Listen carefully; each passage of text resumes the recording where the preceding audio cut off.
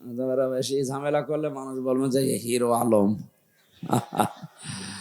আপনার বগুড়াতে তো নাম করা মানুষ না, হিরো আলম। ও কাজে কিসের হিরো ওর নিজেও জানি না। ওর যে চেহারা ছিল তেমনি বলতে নেই, বলেন তো ওর যে চেহারা, ও কি হিরো হওয়ার মতো চেহারা? ও তো ভিলেন আলম নাম দেওয়া দরকার। অন্তত ভিলেন হলে ওর একটু মানায়, কথা বলেন না কেন? আজকে নাকি 4-5 দিন তার কাছে সংবাদ আসতেছে যে আপনি উপদেষ্টা হন। আমার বিশ্বাস হয় না, তারপরও যখন বলছে হতেও পারে। এদেশে ফারুকের মতো মানুষ যদি উপদেষ্টা হয়, তো হিরো আলম আমার মনে হয় সহকারী হতে পারে। ফারুকের মতো এরকম একজন মানুষ যে সমকামিতা প্রমোট করে, তারে এই দেশে আপনি উপদেষ্টা বানিয়ে দিলেন। ছাত্র জনতা যেভাবে ফুসে উঠেছে, এরাই আপনাদেরকে বসিয়েছে, এরা নামাতেও জানে। সুতরাং আমরা আহ্বান জানাচ্ছি, আল্লাহর নিষিদ্ধ কাজ যারা জারি করে সমাজে পরিবারে, তাদেরকে মুসলমানের মাথার উপর থেকে নামিয়ে দেওয়া হোক। কি আমার নিজের কথা না, এটা এদেশের সবার কথা। আমরা এমনি নামাজ রোজা পর্দা পর্দা কম করতে পারি, কিন্তু আল্লাহর বিরুদ্ধে গেলে সে বাবা হলেও আমাদের ছাড় নেই। ব্যক্তিগতভাবে তার সাথে আমার বিরোধ নেই, কিন্তু তার বউটা, বলেন তো, সে বউ দিয়ে সারা জীবন যা কামাই করছে, তো হালাল কামাই, বলেন না কেন? এদের পুরাটাই হারাম না? দেহ ছাড়া ওদের কি আছে বলেন? কিচ্ছু নেই।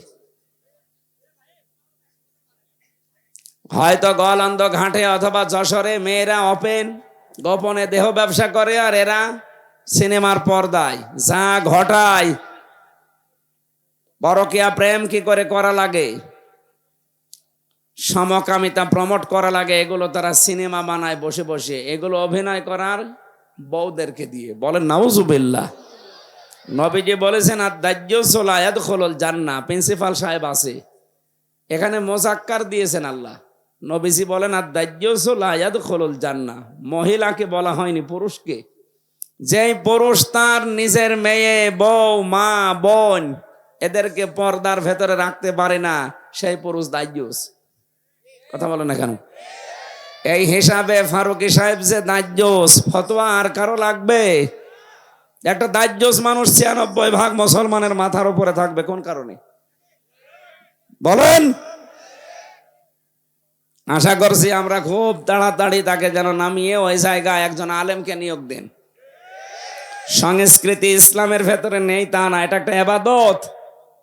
অনেক ইবাদত আছে সংস্কৃতির ভেতরে, আপনি ওখানে এই নেই। আমার মনে হয় এদেশে যারা নাম করা জ্ঞানী আলেম আছে, প্রসিদ্ধ আলেম আছে, এদেরকে আপনি ওই জায়গায় দায়িত্ব দিন, তাহলে দেশের মানুষের আপত্তি থাকবে না।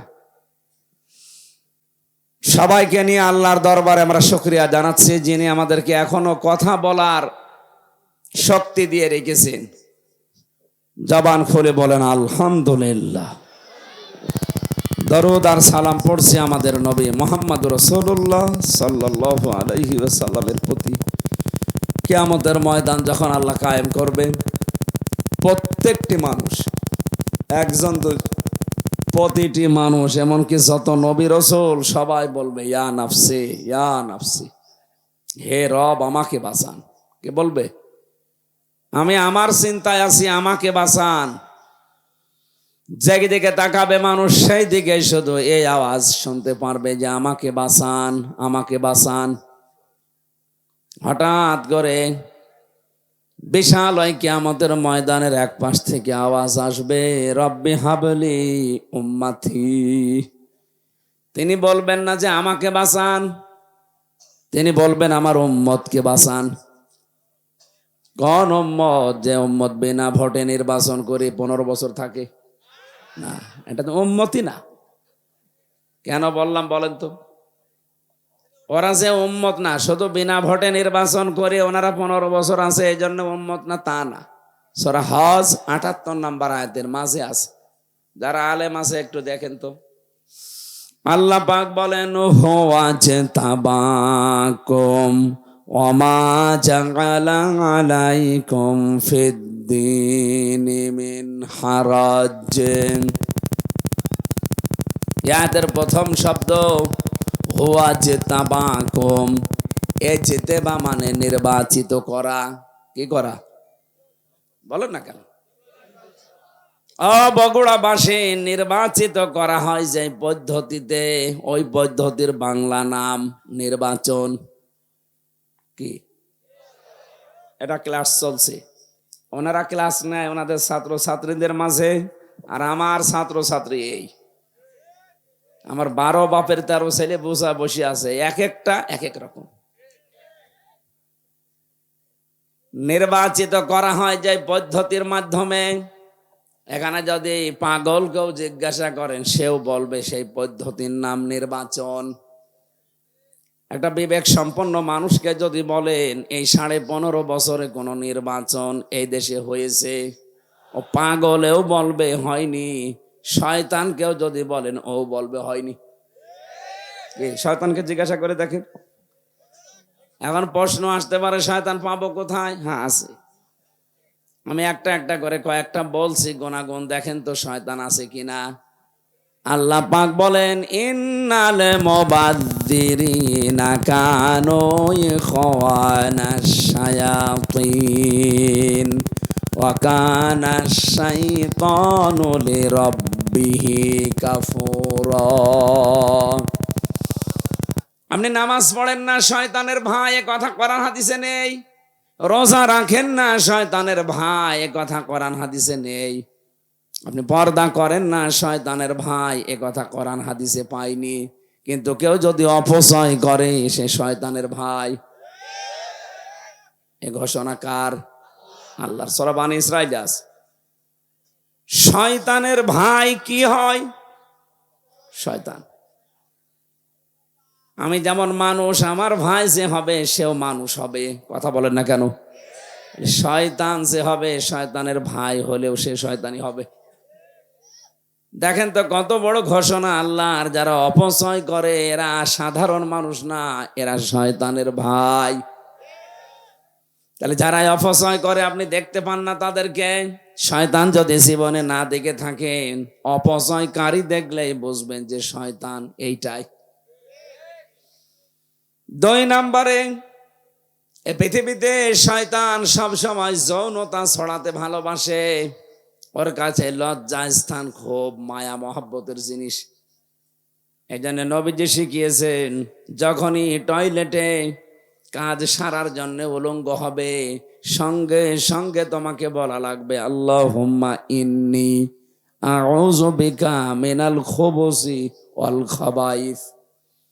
যত রকমের দুষ্ট জিন আর পরী আছে সবার থেকে আল্লাহ তোমার আশ্রয় চাই।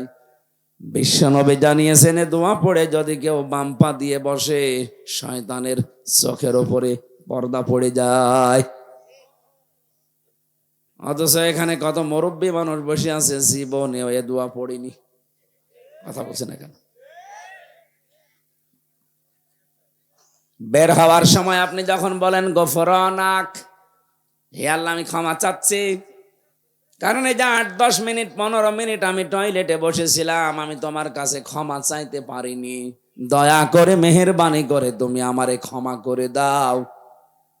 আলহামদুলিল্লাহিল্লাযী আযহাবা আন্নিল আযা ওয়া আফানি। তোমার প্রশংসা আদায় করছি, কারণ আমার পেটের ভেতর থেকে গন্ধ এবং কষ্টদায়ক জিনিস তুমি বের করে আমাকে শান্তি, স্বস্তি, নিরাপত্তা দিলে। বিজ্ঞান এখন প্রমাণ করছে টয়লেট যদি আপনার বন্ধ হয়ে যায়, বিশেষ করে প্রস্রাব, এটা যদি স্বাভাবিক অবস্থায় আবার ফিরিয়ে আনতে চান, এদেশের চিকিৎসা ব্যবস্থায় কমপক্ষে 12,000 টাকা খরচ হবে। শুধু পেশাব বন্ধ হয়ে গেলে যদি একবার আপনাকে পেশাব করিয়ে স্বাভাবিক করা লাগে, কারণ এটা যতক্ষণ জমা থাকবে আপনার কিডনি নষ্ট হয়ে যাবে। কথা বুঝতেছেন? এটা একবার বের করতে যদি 12,000 টাকা লাগে, এখানে কত মানুষ আমরা আছি কমপক্ষে 24 ঘন্টার ভেতরে 4-5 বার করে পেশাবখানায় যায়। এই কথা বলছেন না কেন? কিছুই যদি আপনার না করে আল্লাহ, 5 বারে পেশাব করতে 5 বার 60,000 টাকা আপনার পেছনে খরচ। এই যে সূর্যটা দেখতে পান, 30,000 কোটি ফরেনহাইট বিদ্যুৎ খরচ হচ্ছে 1 সেকেন্ড জ্বালাতে। 24টা ঘন্টা আল্লাহ আমার 12টা ঘন্টা অন্তত আমাদের মাথার উপরে রেখে দিয়েছে।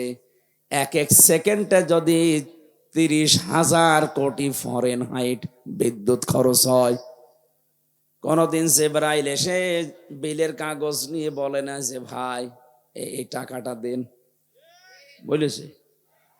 আমাদের যে মেজাজ, আমার মনে হয় কোনো বাড়িতে যদি জিবরাইল যে বলতো এই যে বিলের কাগজ, যে কাপড় শুকিয়েছেন, এই কাপড় শুকানোর বিল, আমার মনে হয় জিবরাইল আরশ পর্যন্ত যাওয়ার আগেই মার্ডার হয়ে যাবে। অথচ আজ পর্যন্ত কোনোদিন আমার কাছে বিলের কাগজ আল্লাহ জিবরাইলকে দিয়ে ধরিয়ে দেয়নি। কথা বলেন ঠিক কিনা? বগুড়া বাসে ক্লাস চলছে, কিন্তু খুব খেয়াল করে আপনার রোল নাম্বার যেন 1, 2, 3 ভেতরে থাকে। আপনি এমন ছাত্র হবেন না যে 82 রোল আপনার। এক ছাত্র এসে প্রিন্সিপালের কাছে বলছে, স্যার হয় ছুটি দেন, নাই আমি গেলাম। স্যার চিন্তা করছে, ও যে পজিশনে আছে, ও ছুটি দিলেও যাবে, না দিলেও দৌড় দেবে। রোল নাম্বার কত?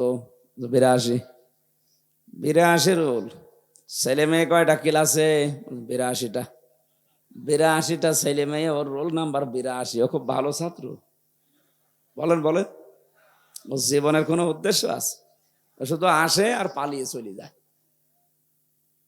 আপনি ওই রকম ভাবে না, 1, 2, 3 মতো রোল নাম্বার যারা, তারা যেভাবে অ্যাক্টিভ ভাবে কান খাড়া করে বিষয়গুলো শোনে, ওগুলো শুনে হজম করার চেষ্টা চালান। এবার শয়তান আমরা অনেকেই মনে করি দেখতে পাই না যে মানুষগুলো যৌনতা ছড়াতে ভালোবাসে, আপনি বিশ্বাস করে নিতে পারেন ওইটাই শয়তান। ফিল্মে যারা কাজ করছে বলেন তো, এ মানুষগুলো যৌনতা ছড়ানো ছাড়া কি আছে তাদের এই সিনেমাতে? আগেকার সিনেমাগুলো মানুষ দেখতো আর শিক্ষা নিত আর কান্নাকাটি করতো, যে কোনো একটা বিষয় তারা তুলে ধরতো। আর এখন সিনেমা শুরুই হয় যৌনতা দিয়ে, শেষ হয় দর্শন দিয়ে। যারা এই জগতের সাথে আছেন, আমার তো মনে হয় মাঝে মাঝে যে তারা তাদের মেয়ে, ছেলে, নাতি এদের কাছে কি হিসাবে বিবেচিত হয়? আপনি মানুষ, হ্যাঁ?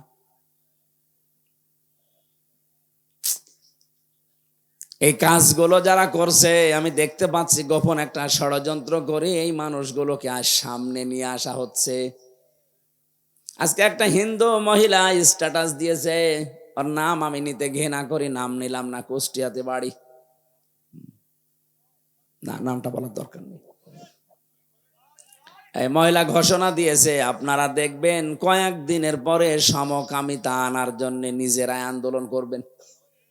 আমরা আপনার মতো অত পয়সা চাইনি, আমাদের রুচিবোধ আছে। আপনি তো মানুষ থেকে বিকৃত হয়ে গেছেন। হ্যাঁ, আল্লাহ আকর্ষণ দিয়েছে নারীর প্রতি পুরুষের, পুরুষের প্রতি নারীর। আপনি পুরা সিস্টেমই আল্লাহর পাল্টিয়ে দিয়েছেন। পুরুষে পুরুষে বিয়ে করবে, মহিলাতে মহিলায় বিয়ে করবে। বলেন নাউজুবিল্লাহ।